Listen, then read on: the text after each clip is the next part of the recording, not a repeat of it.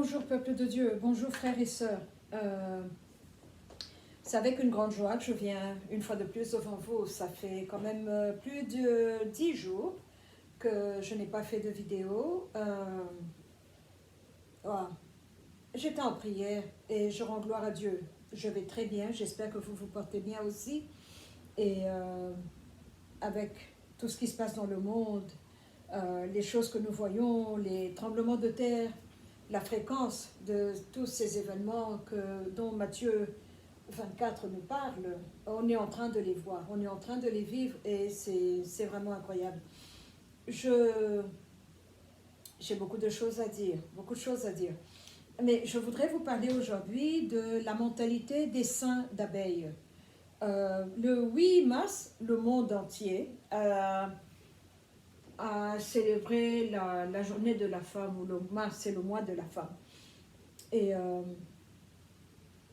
le plus je prie, le plus ces journées de la pizza, les journées des beignets, les journées des donuts, les journées de la crème glacée, les journées des parents, maman, enfants, grands-parents, patrons, secrétaires,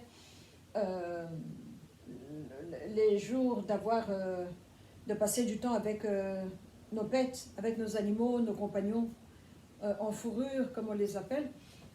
Tout cela me semble vraiment dérisoire et quelque peu ennuyeux et ridicule. Et je vais vous expliquer pourquoi. Toutes ces journées-là, quand vous allez sur le site des Nations Unies, vous allez voir qu'il y a tout un segment, un endroit où on parle de ces journées-là.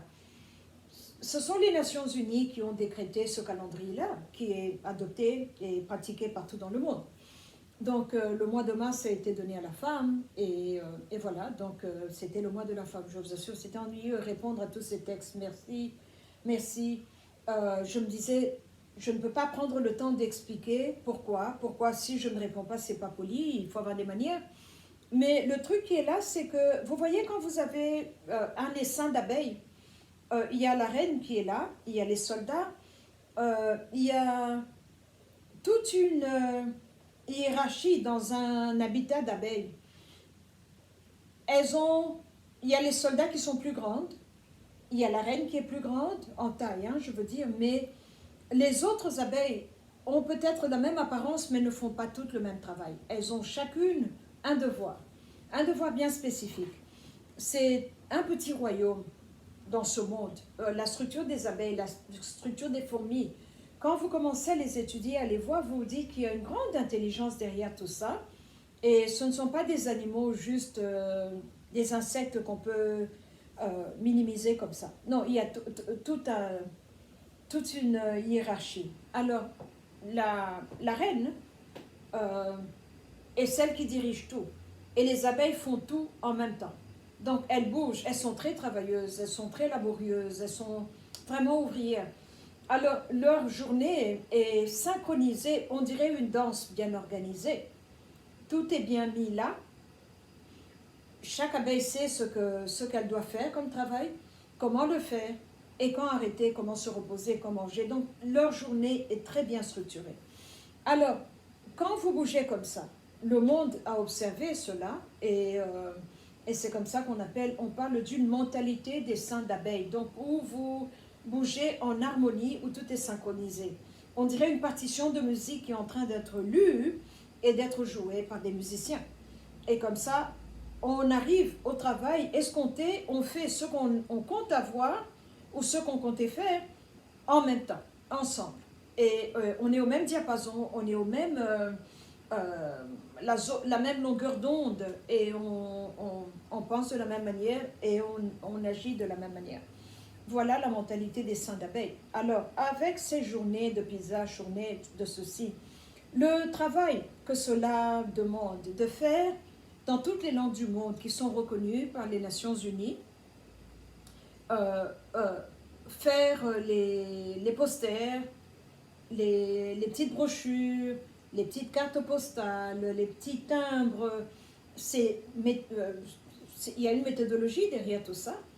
Et tout ça dans les différentes langues du monde, parce qu'on veut inclure le monde entier, on veut euh, incorporer et souhaiter la bienvenue, et surtout que tout le monde puisse se sentir euh, désiré, welcomed dans ce programme-là. Donc on doit faire ces brochures-là dans plusieurs langues du monde, dans presque toutes les langues du monde. Euh, alors, pour accommoder les gens. Mais tout ça, c'est quoi l'idée derrière? Parce que les Nations Unies ne font jamais rien pour rien. L'idée derrière tout cela, c'est quoi? C'est pour nous pousser à célébrer nous tous les mêmes fêtes, le même jour, en même temps. C'est pour nous enlever l'individualisme, mais plutôt qu'on soit dans le collectif, la grande famille. Une grande famille qui est bien ouverte, qui tend la main à tout le monde et que tout le monde peut venir. Alors tout le monde peut venir, donc si c'est la journée des grands-parents, il y a des cartes postales que vous allez trouver dans les librairies, dans les bookstores, pour les grands-parents, pour les secrétaires. Donc c'est bien synchronisé, c'est bien planifié, c'est venu des Nations Unies, ça va dans les magasins des fleurs, les magasins des chocolats, les parfumeries, les librairies pour les cartes, et voilà, donc on est allé même sur l'internet parce qu'on a toutes ces cartes-là en version électronique et en version papier, au cas où vous n'avez pas eu le temps d'aller physiquement acheter une carte physique pour souhaiter la bonne journée des grands-parents à votre grand-mère, si vous en avez encore. Au moins, vous pouvez envoyer un email, vous pouvez envoyer cela et garder contact dans ce sens-là. Mais à première vue, de prime abord, tout cela est bien mignon et il n'y a pas de problème. Mais c'est quand vous commencez à voir, quand vous commencez à écouter et à analyser, pourquoi est-ce qu'on veut que tout le monde, la journée de se laver les mains? Pourquoi est-ce qu'on veut que tout le monde célèbre la journée de la crème glacée? Vous commencez à vous poser des questions et vous voyez que c'est pour nous faire bouger en unisson, en harmonie, nous emmener quelque part. Comme une musique bien synchronisée, vous jouez votre part et nous sommes en train d'avancer collectivement ensemble. Alors quand vous regardez tout cela, vous vous dites pourquoi autant se donner autant de mal? Pourquoi? Quel est votre problème? Vous êtes là pour les Nations Unies. Quand vous regardez l'organigramme et la charte, en 1917, quand ils étaient la Société des Nations et puis la Société Générale des Nations, et puis on est arrivé aux Nations Unies, nous voyons tout de suite qu'il y a un programme derrière tout ça et que le programme est pernicieux, le programme est vicieux, le programme est,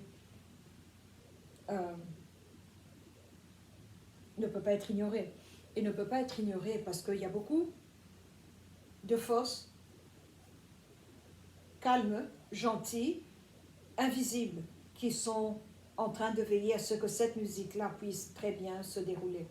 Alors, ce qui se passe là, c'est qu'on est en train de préparer la planète Terre, on est en train de nous préparer, nous les êtres humains, à penser ensemble, à bouger de la même manière, à réfléchir de la même manière, et tout cela pour nous emmener à cet endroit où un jour on nous dira, nous devons enlever les frontières, que nous soyons tous des citoyens du monde, et on souhaite la paix et l'harmonie à tout le monde, et il n'y a plus de souveraineté, alors on va avoir le continent africain, donc on enlève vos frontières, mais vous êtes un continent africain, un seul passeport. L'Europe, ceci, cela. Ok? Alors maintenant, arrivé à un autre niveau, on va nous dire qu'il ne faut pas avoir la méchanceté de dire que Jésus est suprême, que Jésus est le Fils de Dieu, il est le Seigneur des Seigneurs et le Roi des Rois. Nous devons conjuguer ensemble, nous devons cohabiter avec les autres dieux. Le respect, la dévotion que moi, je donne à Christ, le Sauveur du monde, le Sauveur de l'humanité, je dois la donner à tous ces autres dieux aussi, les dieux qui sont bleus, les dieux qui sont, quelle que soit leur couleur, en or ou en argent, ou qui sourient, qui ne sourient pas. Toutes ces différentes déités, je dois les mettre toutes au même niveau et pouvoir les accepter de la même façon. Donc nous devons coexister avec toutes les religions. Alors maintenant, ça dérange avec les taux de change, donc il faudra avoir une monnaie universelle, et donc au lieu de perdre du temps à à donner un grand billet, qu'on vous donne de la monnaie en retour, qu'on puisse avoir une monnaie électronique. Comme ça, c'est plus facile. Juste une carte, et puis pourquoi pas qu'on puisse vous mettre quelque chose dans la main ou bien sur le front, et comme ça, on peut vous scanner seulement et vous payer, vous partez. Vous n'avez pas à vous mettre debout en ligne ni attendre longtemps. Alors, voilà, c'est là où nous sommes en train d'aller. Cette société dont George Orwell nous en a parlé, Aldous Huxley, on a parlé dans 1984, l'expression Big Brother is watching, le grand frère vous regarde. Donc, on va arriver à cet endroit où on va nous regarder, il y aura même une police de pensée, là, pourquoi tu as eu une mauvaise pensée vis-à-vis d'un tel. Tu n'as pas le droit d'avoir ce genre de pensée. Donc, ça sera un contrôle qui sera vraiment, on va perdre nos droits civiques dans le sens que la liberté ne sera plus là. Donc, c'est là où on est en train de nous emmener. Et ce que je suis en train de vous décrire ici a été appelé Dystopian Society, une société dystopique, je crois en français, ou bien alors le New World Order. Et c'est là où nous sommes en train d'aller. Donc tout ça n'est qu'une répétition. En fait, ce que nous faisons là maintenant avec les journées de ceci, cela, c'est comme si j'ai fait un peu de théâtre au high school, où vous vous mettez dans l'aile et on vous dit, dans 5 minutes, c'est toi, 1, 2, 3, le directeur vous dit, go, c'est ton tour. Et maintenant tu sors. Donc c'est la répétition de la grande pièce de théâtre qui va commencer. Et la grande pièce va aller maintenant dans toute sa splendeur quand celui que nous attendons viendra, le Fils de l'homme, le Fils du péché, l'homme qui n'a pas de loi. Il va venir, et quand il viendra, c'est là où tout ceci sera bien mis, dévoilé en fait. Tout ceci sera dévoilé. Donc, voilà ce que je voulais partager avec vous, ce que moi je pense de cette journée de la femme. Je trouve ça un peu ridicule. Tous les jours, c'est le jour de la femme. Tous les jours, c'est le jour des parents. Sans mes parents, je ne serais pas ici. La fête des pères, la fête des mères. Donc tout cela, c'est là où ça nous emmène. Une mentalité des saints, d'abeilles, une soumission collective, on nous fait bouger tous en même temps, en harmonie, on est synchronisés, on avance comme... vous voyez, quand vous marchez avec quelqu'un, vous vous tenez à la main, vous vous tenez à la main. C'est comme ça qu'on est en train d'aller de l'avant. Et voilà. Voilà ce que je voulais partager avec vous. Voilà là où nous sommes en train d'aller. Nous sommes en train de répéter. Nous sommes dans une grande pièce de théâtre et on va bientôt nous dire action. Et les choses vont commencer. Voilà ce que je voulais partager avec vous, que cela puisse vous faire réfléchir et surtout, vous donner ce désir de vouloir savoir qui est votre maître là maintenant, qui est-ce que vous servez, en qui est-ce que vous croyez, à qui est-ce que vous donnez votre soumission. Cela va être très important, très très important, et ça sera un facteur très pivotal qui va changer beaucoup de choses. Enfin, que Dieu vous aide, que Dieu nous aide, qu'il puisse nous protéger, nous donner la sagesse et le discernement. Et je vous aime beaucoup. Que la grâce et la miséricorde soient avec vous. Et s'il vous plaît, abonnez-vous, donnez un thumbs up et puis partagez les vidéos. Partagez les vidéos, j'apprécie beaucoup. Pour ceux qui regardent, merci. Et que Dieu puisse vous bénir. Merci.